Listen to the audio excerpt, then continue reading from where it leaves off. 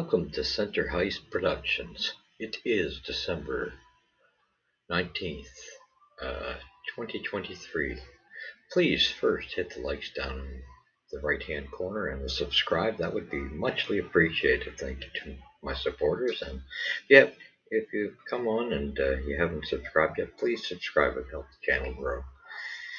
Alright, and also, yes, so we're reviewing the game between the Habs and the Jets tonight, and the Habs came out on top in the overtime, 3-2, on a power play goal by Justin Barron, which was a pretty goal.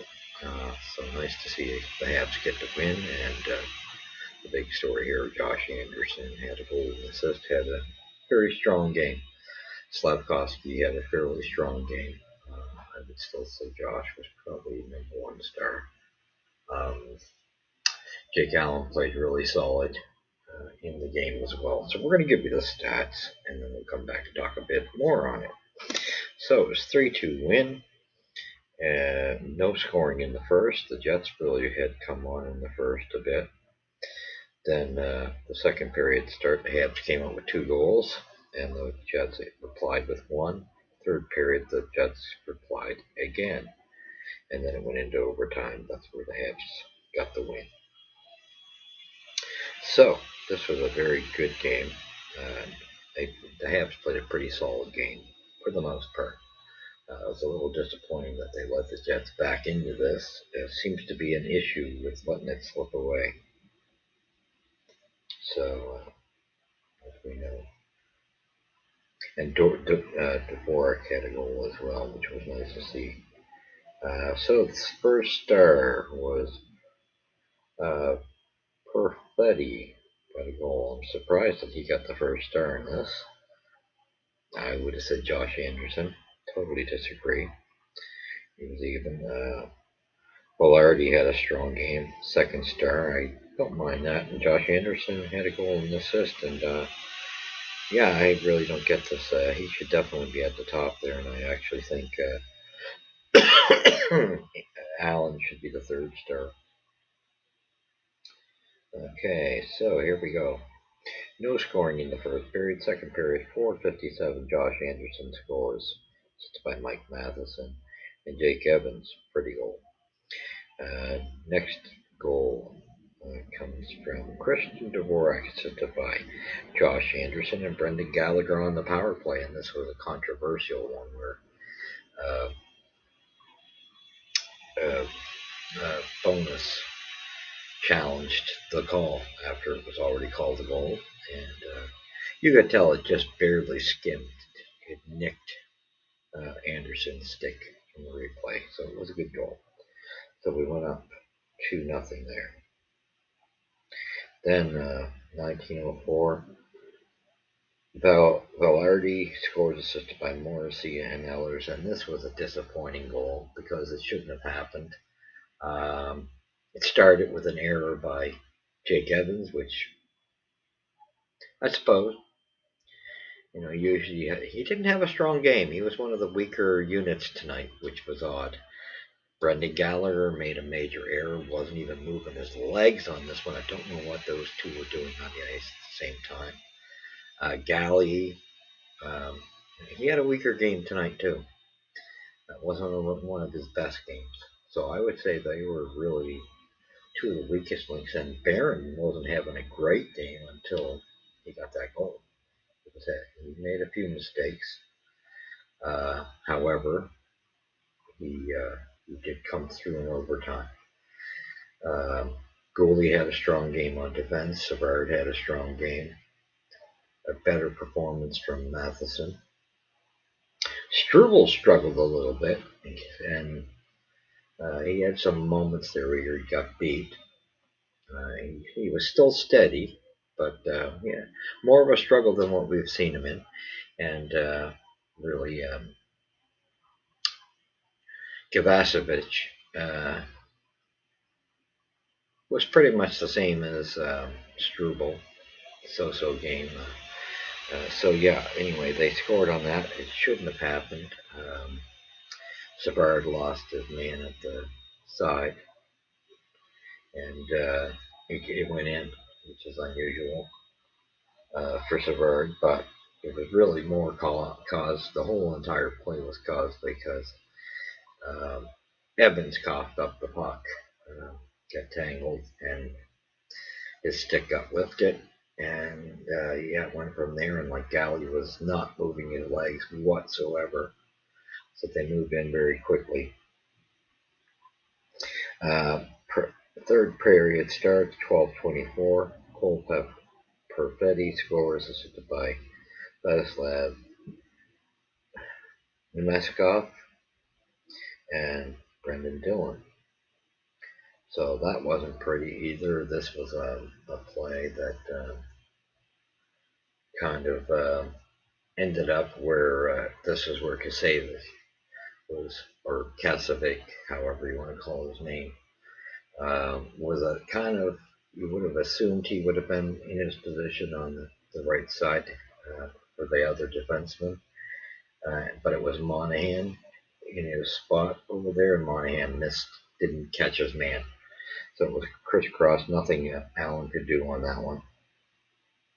Uh, yeah, so yeah, it was, so it made it an interesting game, and the momentum was definitely in the Jets' favor in the third period. It was a similar story to the last game with the Islanders, and this is something we got to learn to stop the bleeding on. Then we get into overtime.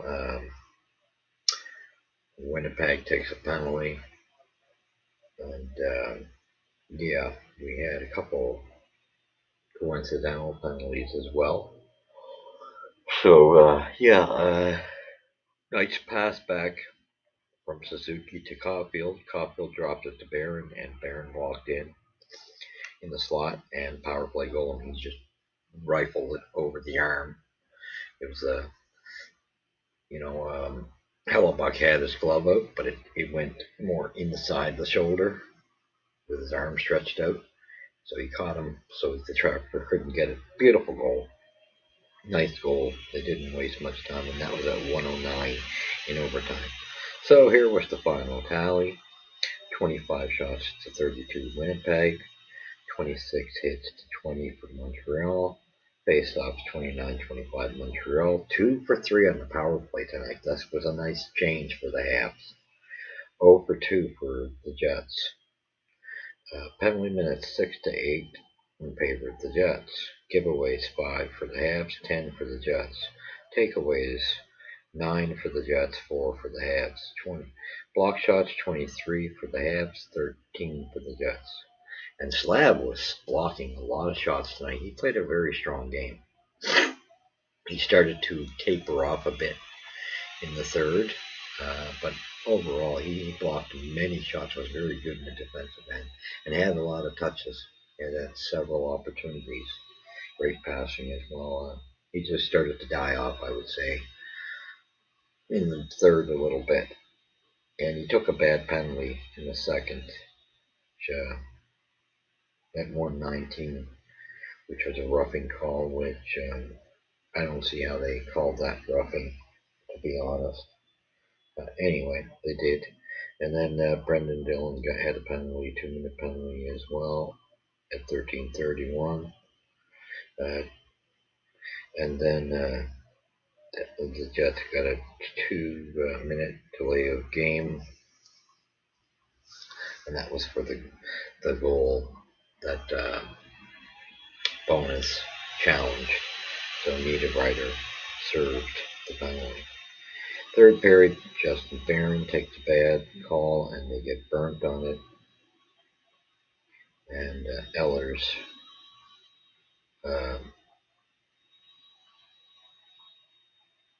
or did they kill it? Must have killed them. Well, I could have sworn they scored had a power play, but I guess not. So anyway, Justin Barron takes one to Nikolai Ehlers gets a 2-minute for tripping. That was the power play goal because we had two coincidentals in overtime. For Matheson, when he was at the point, point man, and he would get it to sideboards. He put his hand over the puck, and Lowry was just cross-checking him left, right, and center in the back. So, yeah, I couldn't clearly see his hand on the puck, but that's what they called. But at least it was offsetting penalties, whereas the previous penalty to Lowry, or not to Lowry, to Ellers, cost them. And that was how it ended. So this was a very good display from Josh Anderson. I did, like I said, I thought he had a strong game. Dvorak had a strong game. Line one hit. Dvorak and Anderson played very well. I was not overly impressed with Galley tonight. His legs just weren't moving enough. He seemed very slow. And on that first goal, between him and Evans, his legs just weren't moving, and it was like not having a man there for the way he was moving, and for Evans for coughing it up. Although he doesn't usually cough it up like that, but he did, and he had a weaker game as well. It wasn't a strong night for him, and it's the same thing for you know when you look at the fourth line. Uh, that line, Elonen was the best player by far on the fourth line. He had an okay game. Pizzetta started out all right, with a few hits. But this is what I'm saying with Pezzi. I love the guy, but he's not giving you a complete game. He just disappears as time goes. And Stevens was kind of, yeah, so-so. Monahan had a strong game. Monty played very well. Yeah, Jake Evans just wasn't his best game either. But like I said, Dvorak played pretty strong. The defense was, like I said, it wasn't overly horrendous. I wasn't impressed with Barron for the longest while. Glad to see he got the winner, though. Just a nice choice to put him out there, I suppose, with he's got that offensive capability. So very nice shot, and it worked. Great to see.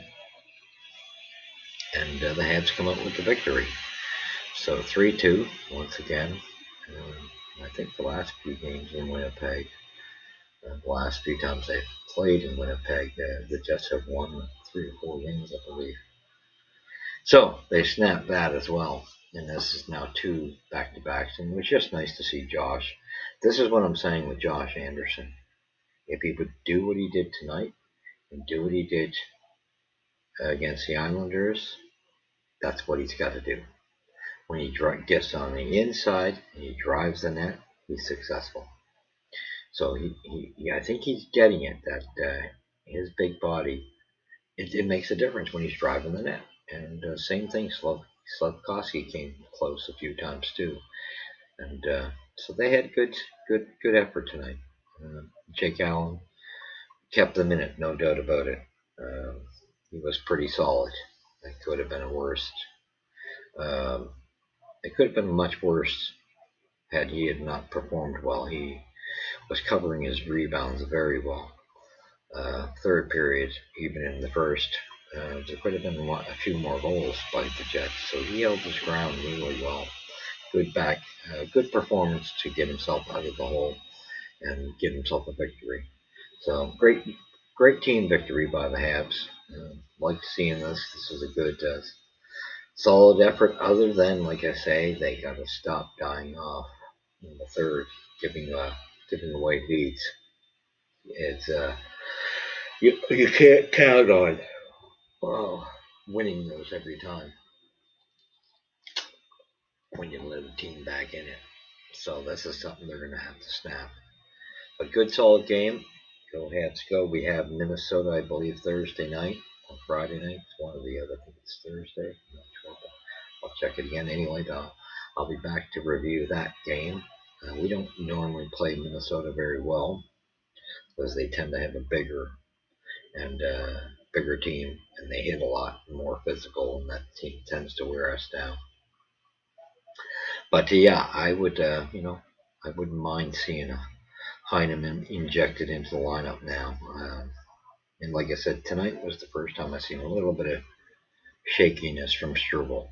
Yes, he played all right, but he had a couple of bad moments too. If you watched him on the board, he had a few battles on that he lost, misjudged. But so that was the first, but he still didn't, you know. He got, I think his line got burnt once being out there. So with that being said, it was a good, solid win, good effort, good team win by the Habs. So where's the puck drop first? Here at Center Hice Productions. Thank you for joining me. Please hit the likes and subscribe. Let's get 150 likes. That would be muchly appreciated. And we shall, until the next video, and I probably will be able to part 5 before the Minnesota game, is what I'm thinking. Probably tomorrow. That will be the final part on the critiquing the Habs depth. Now it will be critiquing management. All right, so thank you for joining me. We shall catch you when that comes up, probably tomorrow, like I say, unless something comes up, and it will be after the review of the Minnesota game. Thank you for joining me, and God bless.